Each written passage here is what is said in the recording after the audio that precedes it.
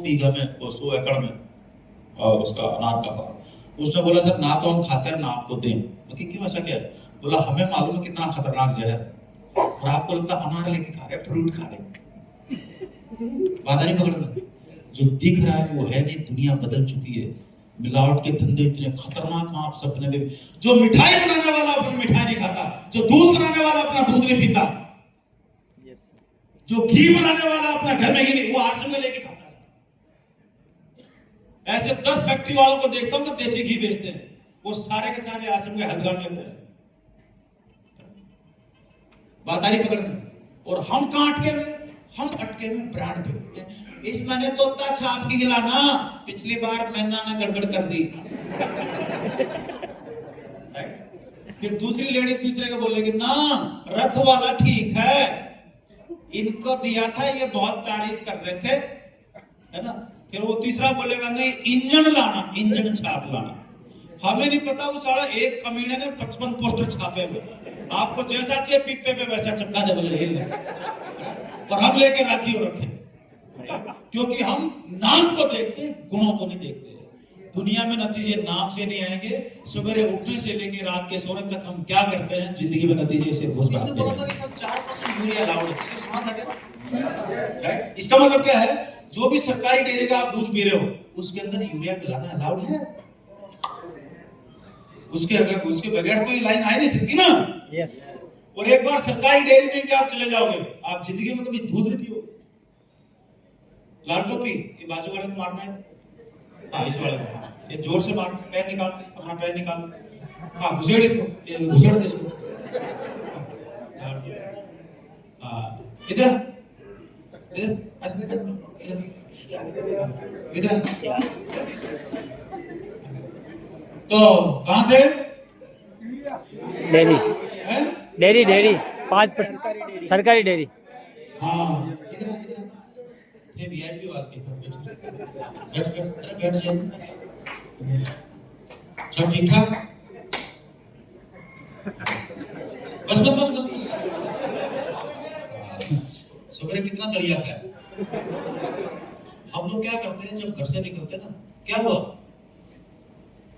वो ऐसे देख रहे जिसकी पिटाई हुई। हम जब सवेरे निकलते ना तो हम लोगों की आदत क्या है, 1 किलो के पेट पे 2.5 किलो ठोकना। पूछो क्यों आदत पड़ी? क्यों? क्योंकि हमारी माओ का एक ही काम है, हमारी माँ हमारे बारे में आज का सोचती है, बाप कल का सोचता है। तो माँ क्या करती रहती है, कुछ भी कहीं से भी बच्चा कहते खा और खा, इसके पैर पकड़ नाक पकड़ और खा खा खा खा, एक ही काम। फिर रेगुलर बैठ गया। अब 1 किलो के पेट में घर से निकलते पता नहीं शाम को लेट हो जाए, कुछ होगा सारे दिन का अभी खा ले, 2.5 किलो ठोक दिया तो ब्रेन का जितना भी ब्लड है वो सारा निकल के यहाँ पे चक्की पीसने आ जाएगा। ऑक्सीजन कहाँ पर है? ब्लड के अंदर। जब यहाँ से ब्लड आएगा तो ऑक्सीजन भी कम होगी, ऑक्सीजन कम होगी तो आदमी क्या करेगा? पता नहीं पकड़ना ये सब लो। तो हम लोगों ने क्या है कि गधे की तरफ खाना सीख, और ऊपर से क्या करेंगे, जिद करेंगे। हमारे घरों में क्या होता है, जिद करेंगे ना, और गलती से ससुराल चले जाओ, शादी होगी हैं, ससुराल गए, कितने बच्चे? तो रोयल्टी के बारे में नहीं सोचेंगे, जनसंख्या बढ़ाने में सबसे आगे, रोयल्टी लेने में इनकी बात नहीं कर रहा, दिल्ली की तरफ बात कर रहा। तो अब ये मान लो शादी होगी, ससुराल चले गए, आदत तो वही है, उनकी भी आदत वही है। तो शादी के बाद आम आदमी की दिक्कत क्या है? 100 में से 90 घरों की एक ही शिकायत है कि कहीं हमारे सिर पे लाछन नहीं आ जाए, ससुराल में इज्जत नहीं होगी, दामाद की इज्जत नहीं है ना। ऐसा ये राजस्थान में होता है क्या? मतलब वो एक रहता है फोबिया कि हमारी इज्जत होनी चाहिए, जैसे वो अकबर का बाप है। बात पकड़ में आ रही है? अब इज्जत हो तो कैसे हो? तो ससुराल वालों को मालूम है। तो सासू जी क्या करेंगे? बोले खा और खा, ना ना ना बेटा एक रोटी तो और खा, नहीं नहीं 2 और खा, ठीक है ना, खिला दिया। बोला नहीं बर्फी तो खानी है, राइट? मतलब उसको जाना था जयपुर, उसको दिल्ली लेके जा चुके, दिल्ली से आके बरेली लेके जा चुके, राइट। तो फिर बोला तो देखा लड्डू भी खा लिया, जो 3 बार आ गया। इतनी देर में छोटी साली आ गई, कैसे निकल गई, वाह वाह जीजा जी 3 बर्फी मेरी तरफ से। अब दुनिया को मना करे, उसको कैसे मना करे, बात पकड़ में आ रही है, मरता क्या ना करे। फिर पड़ोस की साली भी आ गई, वाह वाह इसके खाने पे 3 बर्फी खा ली, मेरे खाने पे भी 3 लड्डू खाने ही पड़ेंगे। जोर से गिरी क्या, ठीक है।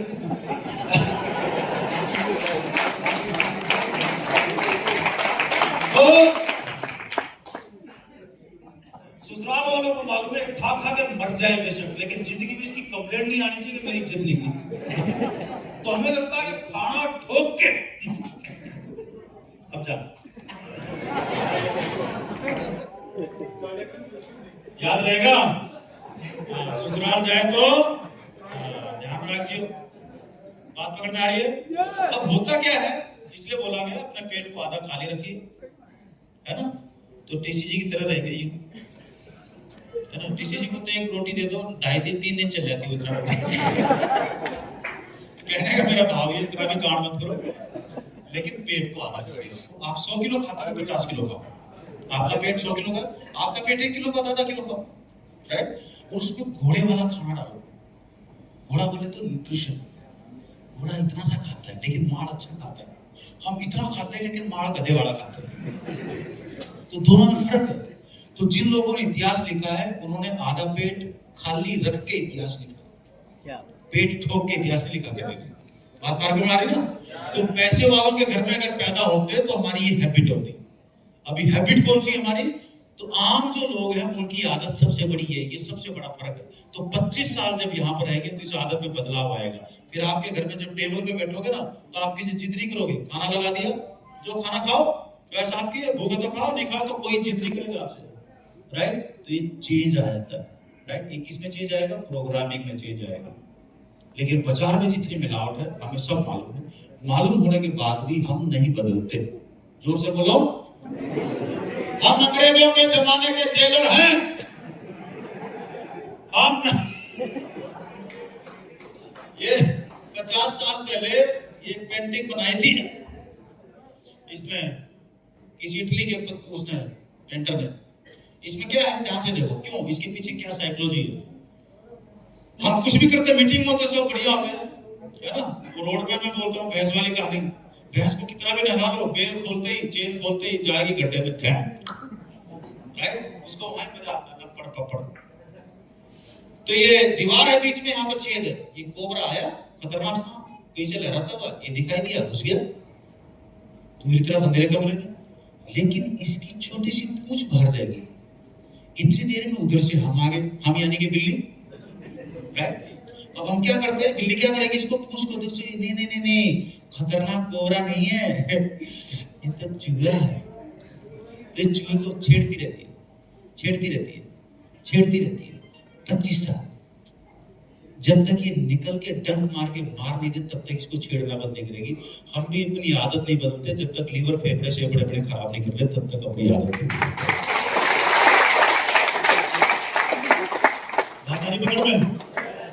आरसी अगर करना है तो आप सिर्फ एक लाइन पे चले जाओ, बोलो क्या, पैसे एक भी आरसीएम से नहीं आए तो अपने परिवार को, अपने बच्चों को, माँ बहन बेटियों को न्यूट्रिशन जितने भी प्रोडक्ट्स हैं इनको बचाने के लिए सामान कहां से लेने चाहिए, बाजार से क्या आरसीएम से? अपने परिवार को बचाने के लिए सामान कहां से लेने चाहिए? पैसे को भूल जाओ, अब कहां से लोगे? अभी तो इसलिए ले रहे ना, पिज्जा आके खरीद ले, अरे पैसा नहीं है भूल जाओ उसको, अब कहां से लेना चाहिए? पहले उस बात का फैसला करो।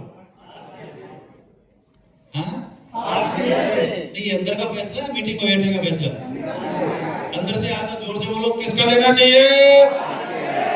जिनका फैसला एक बार हाथ ऊपर करो और प्रकृति के नियम को पकड़ो। सामान पहले आएगा, पैसा उसके पीछे पीछे आएगा। बात पकड़ में आ रही है? ये सुन लो, ये फैसला आपका हो गया तो अब पैसे का खेल शुरू होगा। लेकिन अगर ये पहला फैसला नहीं हुआ तो आप जिंदगी भर रेडियां रगड़ के मर जाओ, मामला नहीं बदलेगा। तो ये फैसला करें।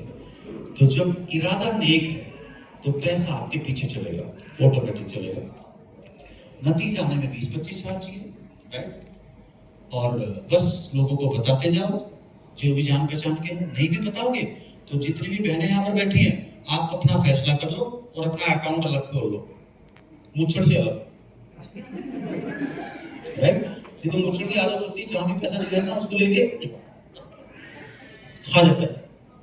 तो अपना अलग अकाउंट, अलग घर के पैसे जो भी खर्च के मेरे को दो, जो भी खरीदना आर्ट्स में खरीदो, और जो पैसे आपके पास आए, चाहे 6 महीने में फ्री आए, आपने 2-3 लोगों को भी ज्वाइन करा लिया तो हर महीने आपका 1000, 1500, 2-3, 4, 2-3 खरीदार आपके हुए, तो ये पैसे आपके पास आना शुरू हो जाएंगे।